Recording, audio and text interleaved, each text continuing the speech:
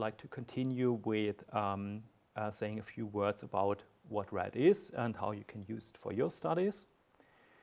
And I'd like to begin with the basic idea. And the basic idea is that we want to allow researchers to access and analyze search engine data. Sounds trivial, but in practice, of course, this is super complicated. And we will see, let's get back to the aim. So our idea is that we don't only want to offer access to search engine data from a single search engine. I know that most researchers are interested in data from Google, but we designed RAD to be flexible so that we can connect to different search engines. So if you, for instance, want to do a comparison between the results of different search engines, you can also do that using RAD. So the problems we addressed when we designed RAD is, of course, there's no official access to search engine data, and we are not very hopeful that the DSA will help us with that. None of the major search engines offers an API, so that's also not a way to go. And what we have seen in the literature is, of course, that people often collect data for small-scale studies manually, and we'd like to help them collecting the data, but also scaling up these studies. Then, especially in the information retrieval community, which is kind of our starting point, we often see that tools are developed for a single study, and that's it. So these tools are not reused. A lot of energy goes into developing something that is just used for a single study. And also, if the software is available, we see the tools often become outdated and are not flexible because they were designed just for a single study. Our answer to that is designing a modular structure. So we have different modules for the test design, query generation, result scraping. We can have juror-based evaluations, automatic analysis, and of course the results download, so you can use your own tools to analyze the data. The major approach that we use is scraping search systems. Search systems is a bit wider than just search engines. Of course, people are interested in Google and Bing, but also we can connect to, say, library catalogs or e-commerce portals. So if you're interested in doing studies on that, this is also a possibility. So for instance, something that is not often discussed, a group of students did a study on biases in library catalogs and used RAD for that purpose. Potentially, RAD can connect to any web page that has a search box. So it's just a matter of developing the scrapers.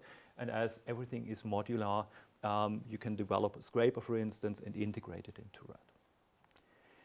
Also, we have extensions, which are mainly classifiers, and these can be added, or you can use them standalone. We will hear more about that later on. So the basic design for the modules is, of course, when you want to do a study, the first thing is that you need to generate a set of queries. And for those of you who were at Season yesterday, we had a discussion about how to generate queries, what is the best way to generate queries, do we use queries that are actually used by proper users, and so on. So we addressed this problem as well. Then you have the test design in the wider sense. We will be talking about that later. Then you scrape the results, and you have the option of either do a juror-based evaluation. So you have users, say they judge on the relevance of the results or whatever you're interested in, or you do automatic analysis. Of course, you can also combine automatic analysis and juror-based evaluations. And in the end, of course, we have results presentation. So a few words about screen scraping. What we do is we collect HTML documents, so the results pages from the search engines, and we bring them into a structured format. So for instance, you see this results page here. I queried for Sebastian Zünkler, and you see the list, the typical list, and now we have the list in a structured format.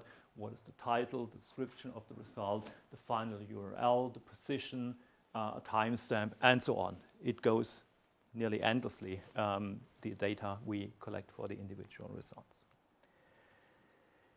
Here's an example of the juror-based evaluation. So you can design a questionnaire, which in this case is very simple.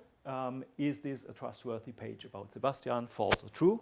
You can design any question you like, or questions you like.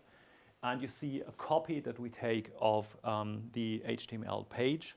So we're not dependent on the page still being available. We make copies of them. This is an example of the automatic analysis. So for instance, and we were talking about this as well, we have a SEO analysis where we can detect how much effort people put into optimizing their page for search engines. And you can see for all the results an overview here.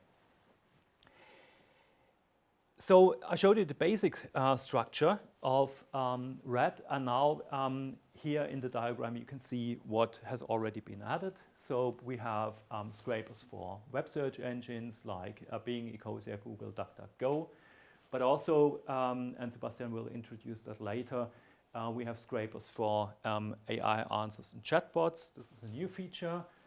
We have scrapers for scientific search like libraries catalogs, as I mentioned. And we have different automatic analysis components like the SEO classification and also others. Then there are extensions, which I will only quickly mention because I'm running out of time, I was indicated. So we have extensions integrated into RED, but there are also standalone extensions that you can use when you download the results, and then you run the extension, which will just analyze these results. So we will be talking about studies that have been conducted with RED in the past, but still I just want to briefly mention that we started with information retrieval, but we also had studies from environmental studies, political science, communications, and so on. So this underlines the flexibility of the tool.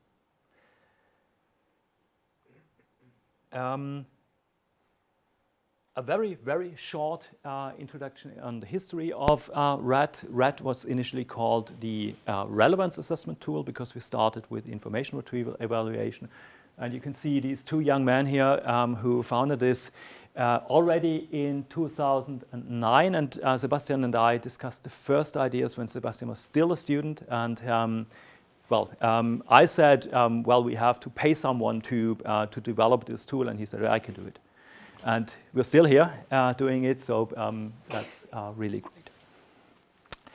I should mention that we have funding since 2021 from the German Research Foundation, and we are now in the second project phase, and I can only say we're generously funded, which is really great. So just a few words about how you can use RED. So you can run your own installation. Everything is open source, so you can download the code and run your own installation. But you can also use the web interface that we provide. Especially, we were thinking about people who do not have the technical capabilities or are not interested in running their own installation, that they can use the web service. Also, and this is one of the reasons why I mentioned the generous funding. We also have funding for supporting you in doing your studies. So if you're interested in doing a study, we have capacity for that as well. We can help you set up your study, help you with designing it, and so on. Just contact us. Also, of course, there's a website. If you are interested in RED, you find detailed information on the website.